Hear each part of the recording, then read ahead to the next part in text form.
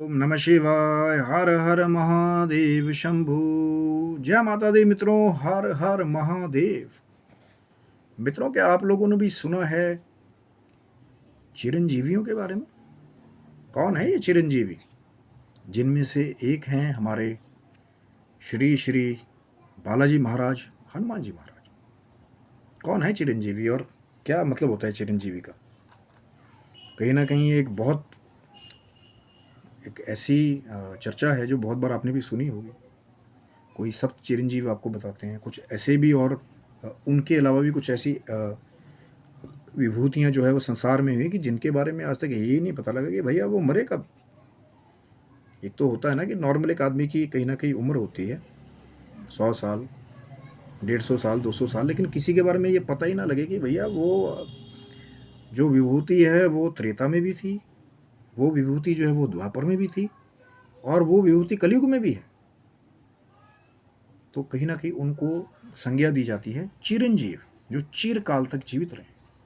अमर होने वाला एक अमर होने वाला फंडा ये है कि लोग हैरान हो जाएं कि जिन विभूति के बारे में, जैसे अगर हम श्री हनुमान जी के बारे में बात करते हैं, वो जो 7 चिरंजीवी, 8 चिरंजीवी हैं, वो एक अलग बहुत बड़ी चर्चा है।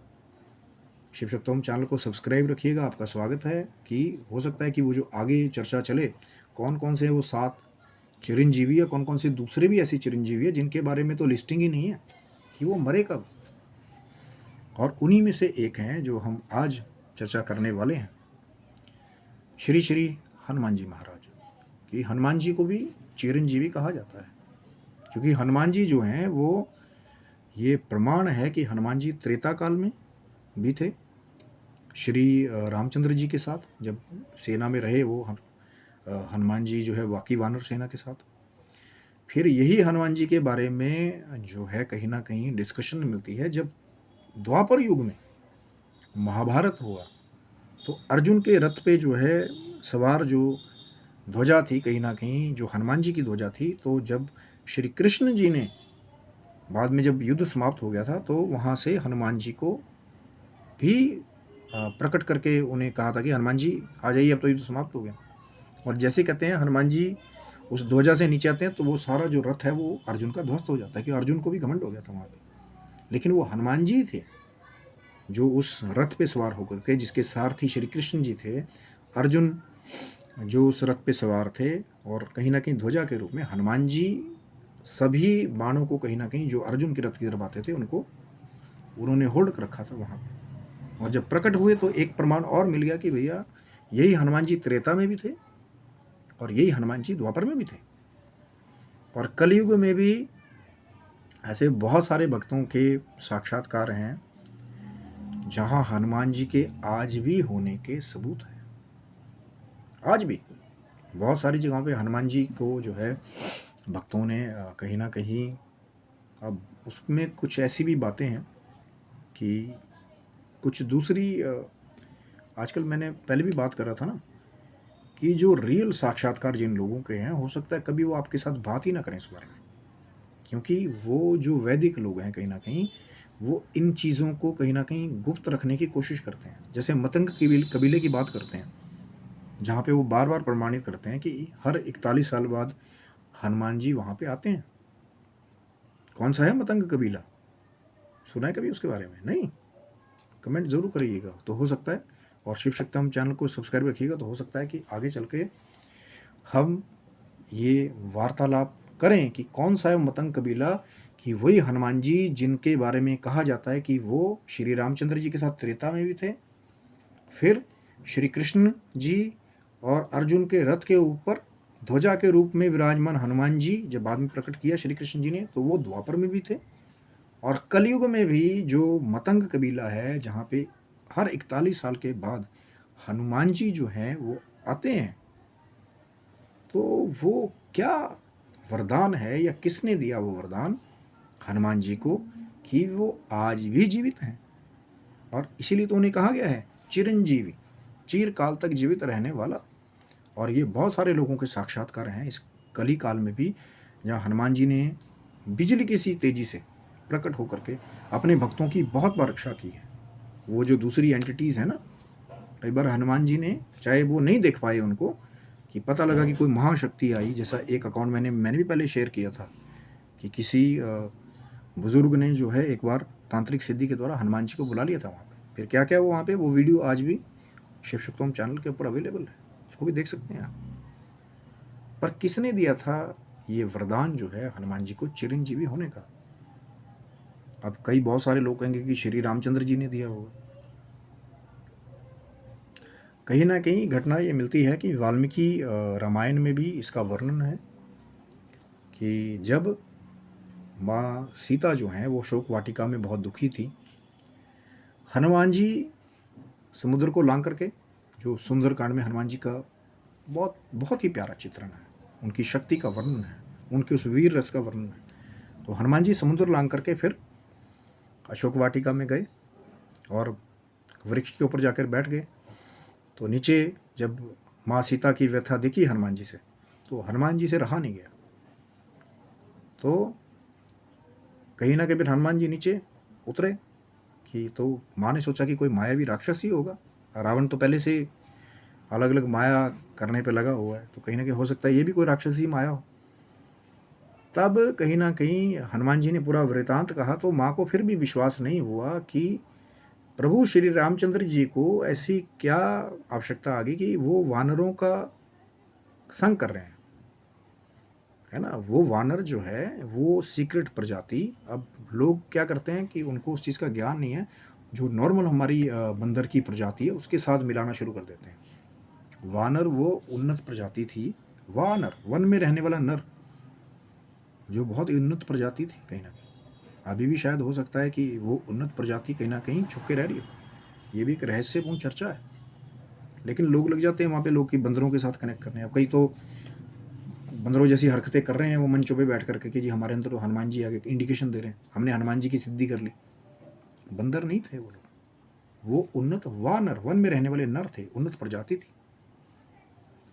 और कहीं ना कहीं माँ को फिर भी विश्वास नहीं हुआ, तो कहते हैं कि हनुमान जी ने मुद्रिका, एक अंगूठी जो है, जो श्री रामचंद्र जी ने दी थी हनुमान जी को, कि जब सीता माता आपको मिल जाएंगी तो ये अंगूठी आप उनको दे देना, उन्हें विश्वास हो जाएगा।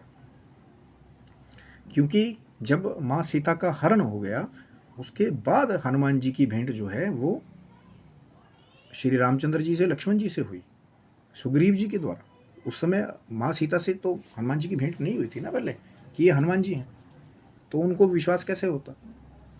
तो कहते हैं कि फिर जो मुद्रिका दी थी, इसीलिए श्री रामचंद्र जी ने अपनी निशानी की, माँ सीता को ये विश्वास हो जाए कि ऐसी मुद्रिका माया से दूसरी निर्मित नहीं की जा सकती, ये प्रभु श्री रामचंद्र जी की अंगूठी है। और कहीं ना कहीं फिर वो जो मुद्रिका थी, जो श्री रामचंद्र जी ने हनुमान जी को दी थी, जब वो सारा समुद्र पार कर करके फिर गए थे अशोक वाटिका में माँ सीता का पता लेने के लिए, इतनी ही आज्ञा हुई थी कि बस समाचार लेकर के आइए। चाहते तो हनुमान जी जो है वो पूरी अशोक वाटिका को भी, जैसे वो संजीवनी पर्वत उठाया था ना, उठा करके ले जाते हो। पर कहीं ना कहीं राम जी की आज्ञा नहीं थी हनुमान जी को, और माँ सीता ने भी वहाँ से मना किया था कि बेटा जाने को तो मैं आपके साथ अभी चल सकती हूँ, लेकिन मैं किसी पर पुरुष का स्पर्श नहीं करूँगी। बहुत ही ध्यान देने वाली बात है, उसमें भी माँ सीता ने कुछ कहा था। अब अलग अलग जगह पे अलग अलग चीज़ें मिलती हैं। हरि अनंत हरि कथा अनंता, श्री रामचंद्र मानस में एक बड़ा ही सुंदर चित्रण है, जिस पर उसको बड़ी संक्षेप में दिखाया गया है। वाल्मीकि रामायण में फिर डिटेल में है, कि आप थोड़ा और डिटेल में पढ़ना चाहें, लेकिन जो ऑथेंटिक वाल्मीकि रामायण है उसको पढ़िए अगर पढ़ना चाहते हैं तो। वो इसकी है, उसकी लिखी हुई है, मेरे चाचा जी ने लिखी थी, उसने लिखी थी, उसको पढ़ेंगे वहाँ नहीं मिलेगी मुझे। गीता प्रेस गोरखपुर बहुत समय से, इसीलिए जो ऑथेंटिक चीज़ें हैं जब आप उनको पढ़ेंगे तो फिर एक प्रमाण आपको लिखा हुआ मिलेगा कि हाँ कहाँ से वृतांत कहा गया। और फिर कहीं ना कहीं जब माँ सीता ने वो मुद्रिका देखी श्री रामचंद्र जी की, उनको यकीन हो गया कि ऐसी मुद्रिका दूसरी माया से निर्मित नहीं की जा सकती, ये कोई रावण की माया नहीं है। तब जाकर के माँ ने प्रसन्न होकर के, जो पूरी कथा थी हनुमान जी ने माँ को बताई कि कैसे कैसे मित्रता हुई सुग्रीव के द्वारा, कैसे प्रभु की उनके साथ मुलाकात हुई, कैसे प्रभु जो है वो पूरी तैयारी में है कि वानर सेना खोज रही है। और कहीं ना कहीं फिर माँ उनकी कृपा से मैं समुद्र ला करके फिर आपका पता लेने के लिए आया हूँ। और बहुत जल्दी जो है आप धीरज रखिए, और श्री रामचंद्र जी आएंगे और लंका पे चढ़ाई करके इस रावण का वध करके फिर आपको लेकर के जाएंगे।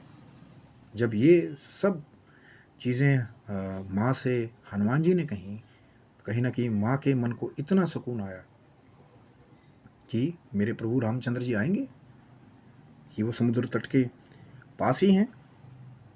तो फिर माँ ने आशीर्वाद दिया कि जाओ चिरंजीव हो पुत्र। ये वरदान जो है हनुमान जी को चिरंजीव होने का, वो माँ सीता के द्वारा मिला था, क्योंकि वो स्वयं माँ जगदम्बा परा अम्बा का स्वरूप है माँ सीता। और हनुमान जी को वरदान दे दिया। अब उससे भी जुड़ा हुआ एक और चर्चा मिलती है कि हनुमान जी नहीं चाहते थे अमर होना या कहीं ना कहीं चिरकाल तक यहाँ रहना, क्योंकि वो तो सब कुछ जानने वाले भगवान शंकर जी का अंश है। कहीं ना कहीं उन्हें पता था कि श्री रामचंद्र जी का जो अवतार हुआ है कहीं ना कहीं, तो जब उनकी लीला समाप्त हो जाएगी त्रेता में, तो कहीं ना कहीं वो फिर अपने धाम को वापस चले जाएंगे। तो हनुमान जी नहीं चाहते थे वहाँ पे कि प्रभु श्री रामचंद्र जी से उनको दूर रहना पड़े। लेकिन कहीं ना कहीं यही आज्ञा फिर बाद में एक वरदान माँ सीता के द्वारा मिला, चिरंजीवी हो गए हनुमान जी। चाहते नहीं थे हालांकि हनुमान जी, क्योंकि इतने बड़े भक्त शिरोमणि हैं हनुमान जी। और फिर कहते हैं जब वो समय भी आया, उसके लिए भी बहुत सारी कथाएं हैं कि जब श्री रामचंद्र जी ने अपना वो देह त्याग किया था, कहीं ना कहीं जल समाधि ली थी, वो अलग अलग कथाएं वहाँ पे भी मिलते हैं। कई कथाएं कहते हैं कि हनुमान जी को अन्यत्र कहीं और भेज दिया गया था, कि नहीं तो फिर कैसे वो जाने देते श्री रामचंद्र जी को। और फिर कुछ कथाएं मिलती हैं कि श्री रामचंद्र जी ने वहाँ पे कहा था हनुमान जी से कि हनुमान जी आपको वरदान है, आप चिरकाल तक रहिए यहाँ पे, कि आने वाले कलयुग में भक्त जो हैं वो परेशान होंगे। वो जो दूसरी नेगेटिव फोर्सेस हैं कहीं ना कहीं, जिसके बारे में हम आजकल बात करते हैं, भूत पिशाच प्रेत, लिखा ना वहाँ बाबा तुलसी ने, भूत पिशाच निकट नहीं आवे महावीर जब नाम सुनाओ। तो ये कहीं ना कहीं एक वरदान माँ की तरफ से, लेकिन वो कहीं ना कहीं वो प्रभु श्री रामचंद्र जी की ही आज्ञा थी कहीं ना कहीं हनुमान जी को, कि भैया आप रहिए, कलयुग में ये भूत प्रेत पिशाच निशाचर ये सब तंग करेंगे। निशाचर भी, अगर आप आज भी हिस्ट्री में जाएंगे कि जब रावण का वध हो गया था, कहीं ना कहीं ये बहुत सारे टेक्स्ट में मिलता है कि विभीषण ने फिर मंदोदरी जी से विवाह कर लिया था बाद में। वो अलग बात थी कि कभी वो एज ए पति पत्नी सिर्फ राज्य को दिखाने के लिए रहे, इसका भी वर्णन बहुत जगह मिलता है। लेकिन वो जो बची हुई राक्षस सेना थी, कहाँ गई वो? बहुत बड़ा एक बहुत बड़ा एक गहन चर्चा का विषय है। जो वानर सेना बच गई थी वो कहाँ गई? वो जो उन्नत वानर सेना थी जो मैं बात करूँ, वो बंदरों के साथ आप कनेक्ट करना शुरू कर दोगे। वो उन्नत वानर सेना थी, बलशाली और कहीं ना कहीं ज्ञानवान, जो उस समय कहीं ना कहीं जो मनुष्य बोली है कहीं ना कहीं उसको भी बोला करती थी। तभी तो वो मतंग कबीले वाली जो बात है कहीं ना कहीं वो आज भी एक बहुत बड़ा रहस्य है। हनुमान जी की वहाँ आते हैं 40-41 साल में, उन लोगों को फिर वो वैदिक ज्ञान के साथ जोड़ते हैं। चैनल को सब्सक्राइब रखिएगा, हो सकता है मतंग कबीले वाला वो जो कहीं ना कहीं रहस्य है तो उसकी तरफ भी फिर चलेंगे जब भगवान शिव की माँ जगदम्बा की कृपा हो जाएगी। लेकिन आज की जो कहीं ना कहीं चर्चा थी कि एक तो हनुमान जी के बारे में, चिरंजीवी होने के बारे में, कि भैया वही हनुमान जी त्रेता में भी, वही हनुमान जी द्वापर में भी, और वही हनुमान जी कलयुग में भी बहुत जगह प्रमाणित है कि हनुमान जी आज भी जो है पर्वत पे राम नाम की उपासना जो है कर रहे हैं। क्योंकि वो जो कल की अवतार होगा, जब वो कलयुग के साथ लड़ाई होगी कल की अवतार की, तब बहुत सारी ऐसी दिव्य विभूतियाँ हैं जो छुपी हुई हैं। जब कल की पुराण आप पढ़ेंगे ना, उसमें बहुत कुछ आपको मिलेगा। लेकिन लोग लगे हुए हैं भविष्य मलिका 2022 में दुनिया ख़त्म हो जाएगी। आप 25 चल रहा है मेरे भाई, क्योंकि व्यास जी ने बहुत पहले लिख दिया। और कल की पुराण में भी जो कलयुग की पूरी आयु है 4,32,000 साल कलयुग की आयु बताई गई। और कल की पुराण में इसका वर्णन है कि चौथे चरण में जाकर के जब देवदत्त नाम के घोड़े पे कल की अवतार सवार होंगे, और फिर जो वो कहीं ना कहीं जो नेगेटिव फोर्सेस हैं, नकारात्मक जो ऊर्जाएं हैं, उनका समापन करेंगे। फिर दोबारा फिर सतयुग का कहीं ना कहीं से एक प्रकटे होगा। साइकिल चलती आ रही है ना, ये 28वां कलयुग है कि पहले सतयुग, फिर त्रेता, फिर द्वापर, फिर कलयुग। इससे पहले 27 कलयुग हो चुके हैं। ये मनवंतर का ये 28वां कलयुग है और ऐसी प्रोसेस चलता रहता है। हरि अनंत हरि कथा अनंता। तो लोग लगे हुए हैं कि भैया कल की अवतार हो गया, कल की अवतार हो गया। चौथा चरण, अभी तो पहला चरण अभी पूरा नहीं हुआ, अभी 5000 कुछ साल हुए हैं। और उसके बाद जब चौथा चरण आएगा, जब कलयुग अपने चरम पे होगा, जब पाप कहीं ना कहीं बहुत हद तक बढ़ जाएगा, तब जा कर के फिर चौथे चरण में कल की अवतार होगा। मुझे लग रहा है, मुझे फिर कहीं ना कहीं वो एक बहुत पहले मैंने चर्चा की थी, लग रहा है फिर मुझे फिर फैक्ट्स के साथ कहीं ना कहीं, क्योंकि हमारी कोशिश ये होती है कि जो आधार है जिन चीज़ों का हमारे वेदों में, शास्त्रों में, पहले उनका अध्ययन करके तब आप तक चीज़ें आए। अब वो आधारहीन चीज़ें खाली कि हाँ जी किसी संत ने कुछ कह दिया, सन्यासी ने कुछ कह दिया। व्यास जी जो 18 पुराण, 4 वेदों को कहीं ना कहीं जो खंडन करने वाले हैं, क्योंकि पहले कहते हैं कि एक ही महावेद था अखंड, उसको फिर कहीं ना कहीं उसके खंड किए गए अलग अलग व्यास जी के द्वारा, कि कलयुग में आगे चल के मनुष्य के पास इतनी स्मृति नहीं होगी कि वो पूरा ही पढ़ पाएगा, तो जिसके जो इंटरेस्ट होगा वो पढ़ ले। तो जिन्होंने 18 पुराण, 4 वेदों का कहीं ना कहीं समावेश किया, वो व्यास जी ने जब लिखा कल की पुराण में, इसका बहुत बड़ा वर्णन है, अगर पढ़ने वाले पढ़ना चाहें तो। अब तो बहुत सारी चीज़ें हैं वो इंटरनेट पे अवेलेबल हैं, वो आपको जाने की भी ज़रूरत नहीं है, लेकिन ऑथेंटिक चीज़ पढ़िए।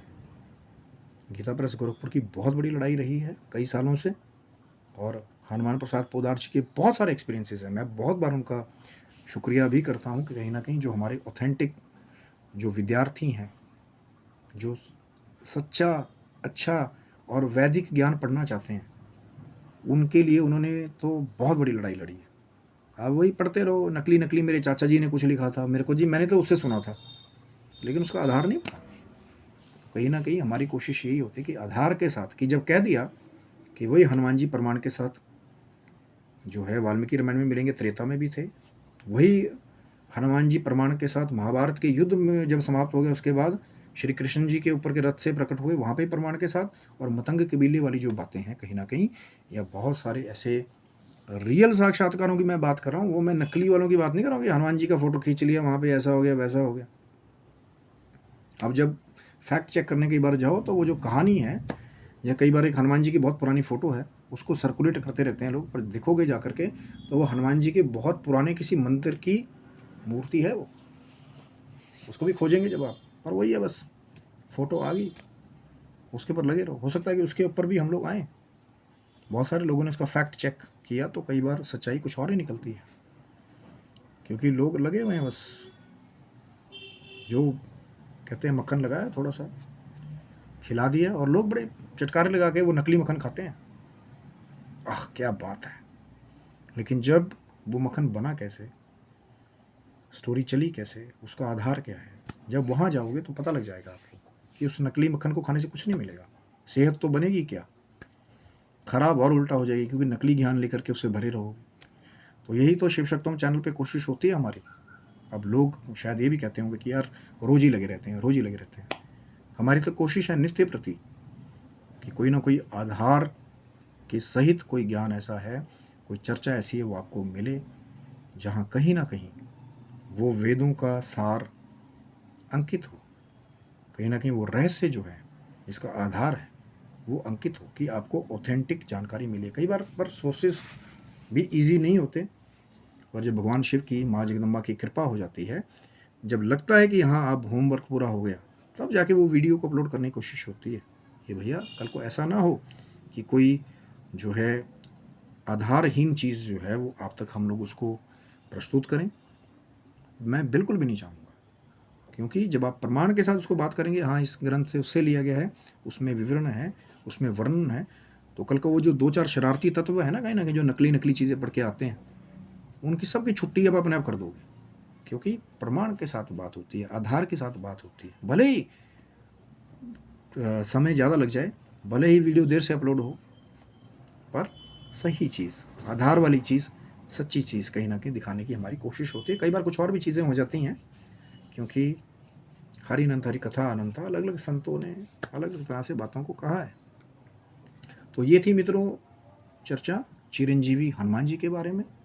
आशा करता हूँ वीडियो आपको अच्छा लगा होगा। ज़रूर लाइक करें, शेयर करें, सब्सक्राइब करें। और वो जो आगे की जो कुछ रहस्यपूर्ण चर्चाएं हैं ना, जैसे मतंग कबीले के बारे में, या हनुमान जी अभी कहाँ रहते हैं, या किन किन को असली बड़े साक्षात्कार हुए हैं, तो उसके लिए चैनल को सब्सक्राइब रखिएगा, सिर्फ शिव शक्तोहम चैनल पे। तो आप स्वस्थ रहें, मस्त रहें। भगवान शिव की, माँ जगदम्बा की कृपा आप सबके परिवार पर बनी रहे। आपकी जो भी अच्छी मनोकामनाएं हैं वो भगवान शिव और माँ जगदम्बा की कृपा से पूरी हो। और कहीं ना कहीं जो धीरज है उसको धारण करिए, कि अभी हो सकता है कि भगवान शिव की कृपा से, माँ जगदम्बा की कृपा से कुछ ऐसे और रहस्य की चर्चाएं हैं जो शायद आप तक लाने की हमारी कोशिश है। पर आपका प्रेम बना रहेगा तो एक ऊर्जा हमारी भी बनी रहती है कि नहीं, अपने प्यारे प्यारे व्यूअर्स के लिए कहीं ना कहीं वो मोती जो है, जो समंदर में गहरे छुपे हुए हैं, खोज करके लाने हैं। तब तक के लिए आप सब मित्रों को हर हर महादेव शंभु। जय माता दी मित्रों, आप सबको।